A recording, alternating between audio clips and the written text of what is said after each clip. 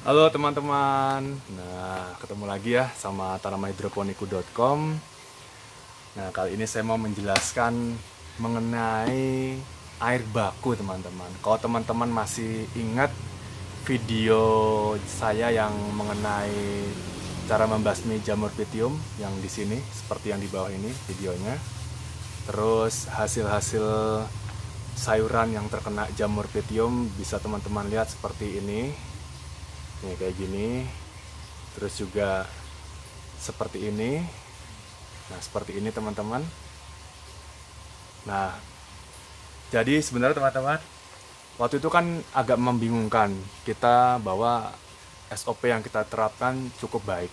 Setiap panen kita bersihkan guli, pot kita bersihkan juga net potnya.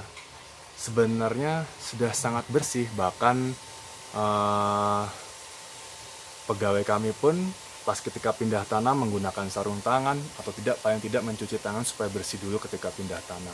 Tapi toh tetap terserang jamur pythium. Tidak hanya itu juga, kita juga terserang cacing merah. Jadi di akarnya tuh muncul cacing.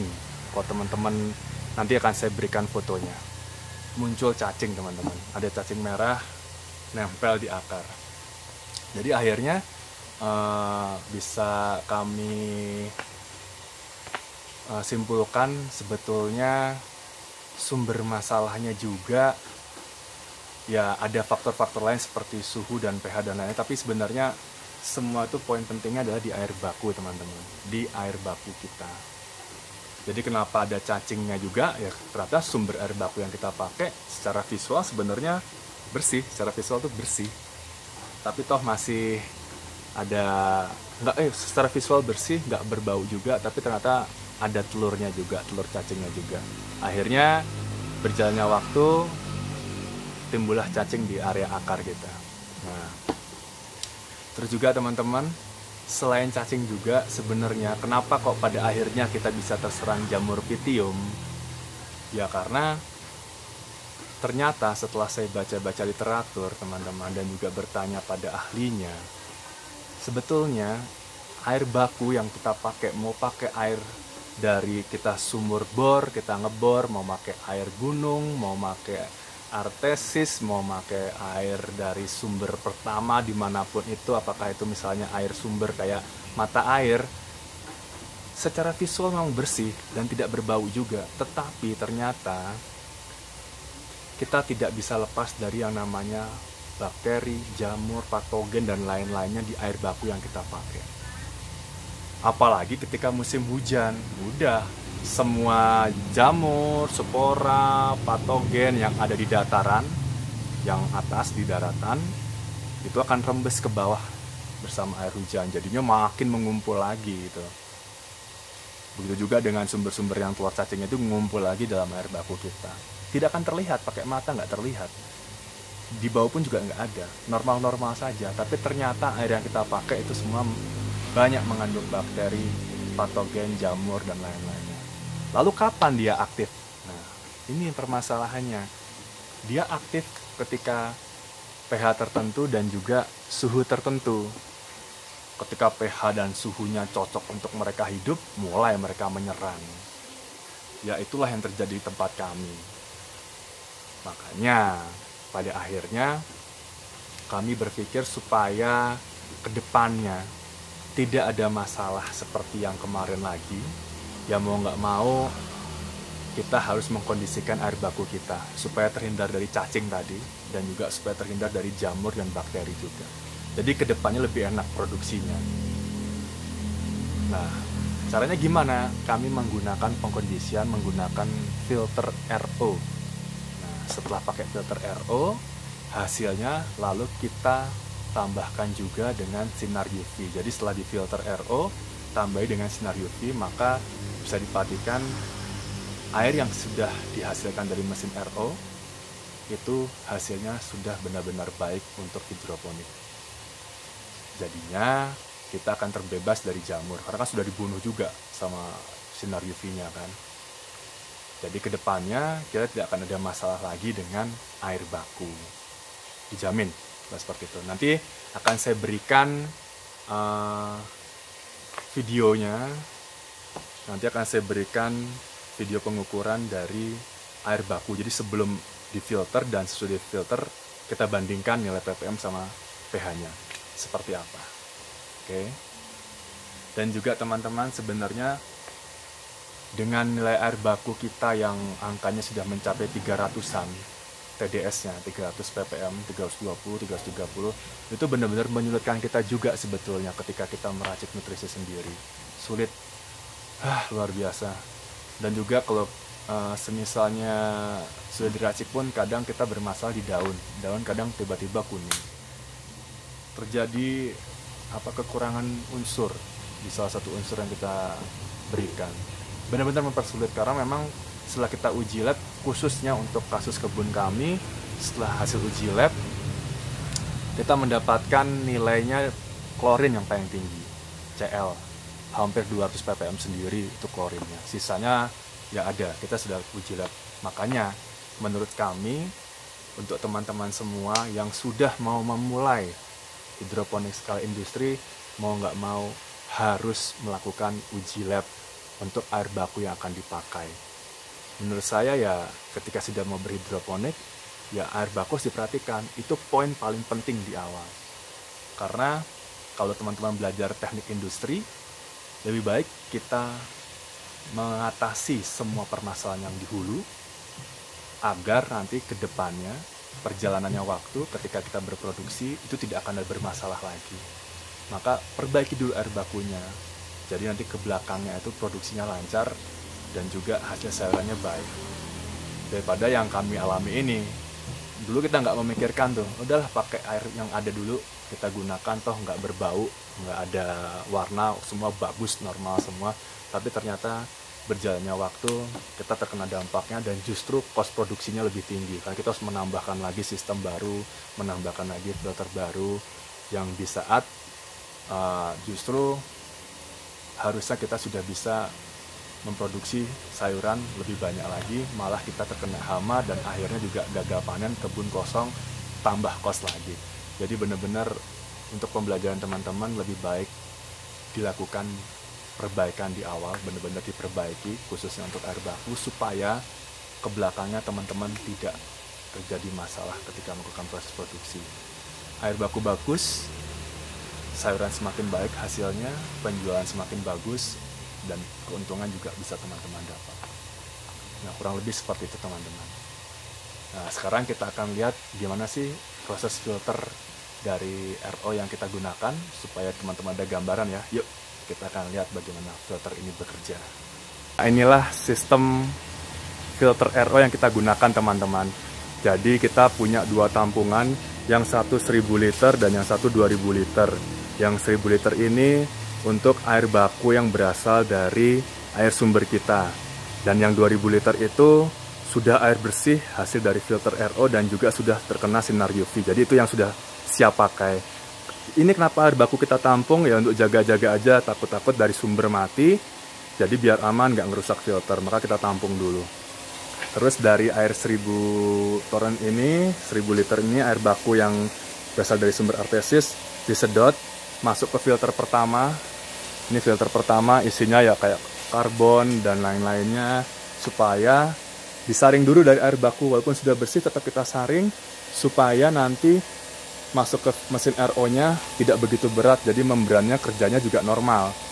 Jadi dari sini sudah bersih, masuk ke mesin RO, menjaga membrannya supaya berjalan dengan baik dan kinerjanya tahan lama, nggak nyampe hitungan bulan, bisa hitungan tahun. Makanya di sini kita filter di awal dulu. Masuk ke membran, masuk ke filter RO, lalu hasil dari airnya diberikan sinar UV. Nah, ini yang poin pentingnya teman-teman, sinar UV.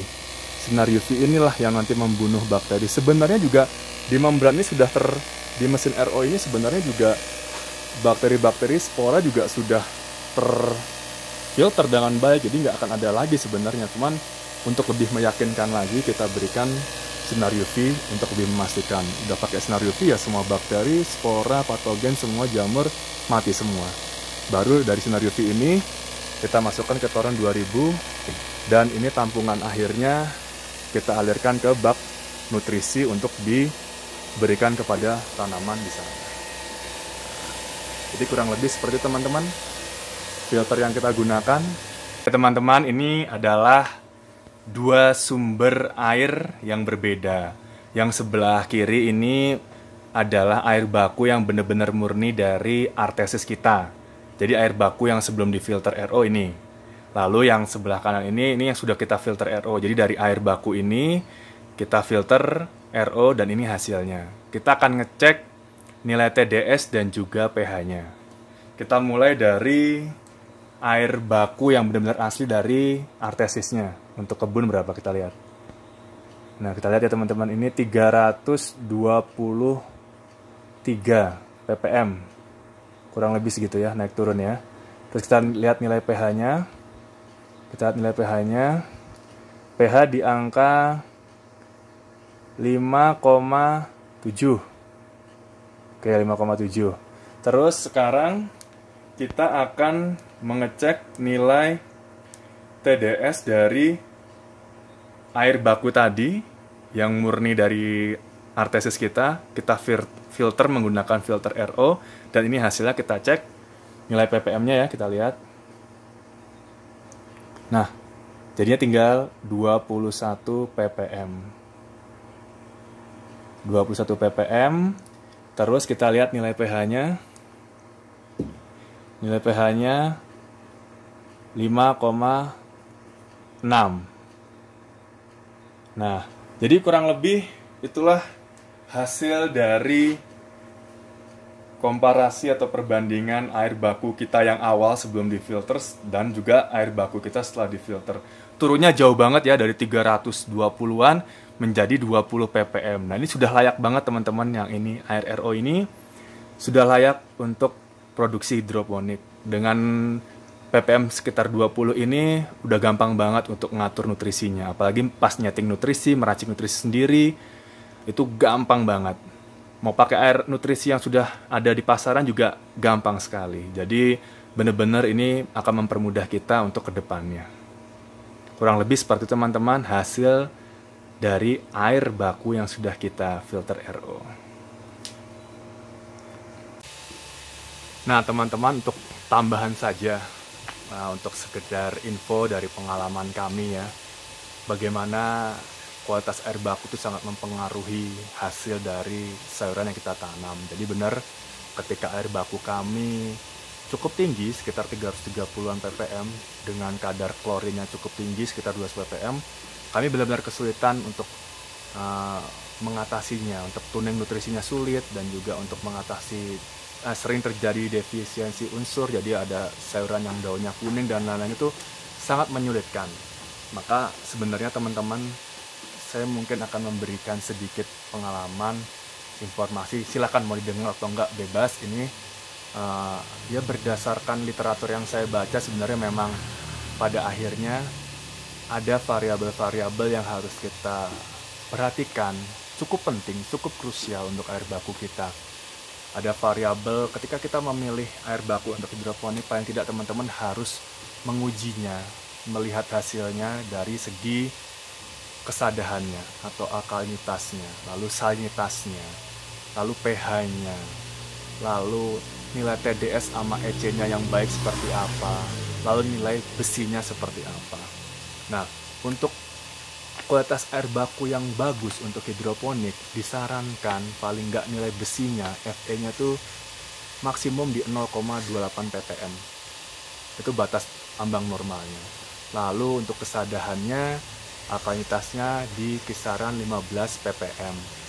Untuk salinitasnya, NaCl-nya, Na-nya diusahakan jangan lebih dari 35 ppm dan Cl-nya jangan lebih dari 53 ppm.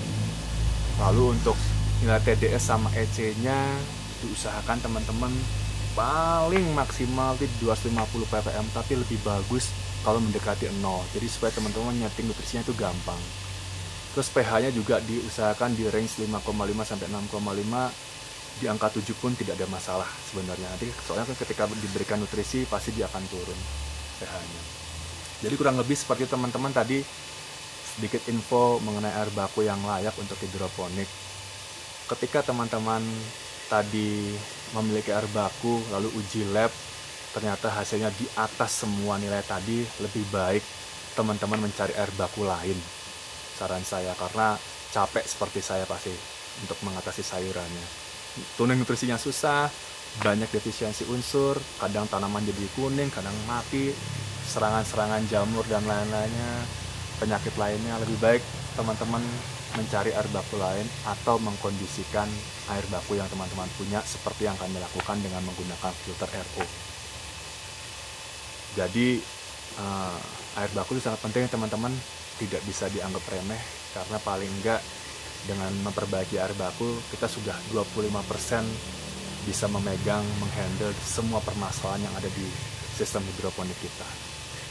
Nah, mudah-mudahan video kali ini bisa memberikan referensi untuk teman-teman semua yang mungkin saat ini sedang kesulitan dengan berbagai macam hal, bisa itu kena jamur pitium, ada serangan cacing, atau kok pH air baku saya naik turun terus, nggak stabil, ppm-nya juga kenapa nggak stabil. Mudah-mudahan video ini bisa memberikan solusinya. Tapi sekali lagi teman-teman, ini hanya pendapat pribadi saya, jadi bisa salah, bisa juga benar, jangan dijadikan patokan, karena memang semua murni hasil penglihatan dan juga pengalaman yang ada di kebun kami. Jadi mudah-mudahan bisa memberikan sedikit bantuan, sedikit referensi, dan semoga juga bisa mengatasi permasalahan yang ada di kebun teman-teman semua. Pokoknya semangat terus, jangan menyerah, karena semua permasalahan itu pasti ada solusinya, dan itu jadi sumber pembelajaran kita yang baik. Tetap semangat terus ya teman-teman, semangat. Salam hidroponik, sukses untuk kalian semua.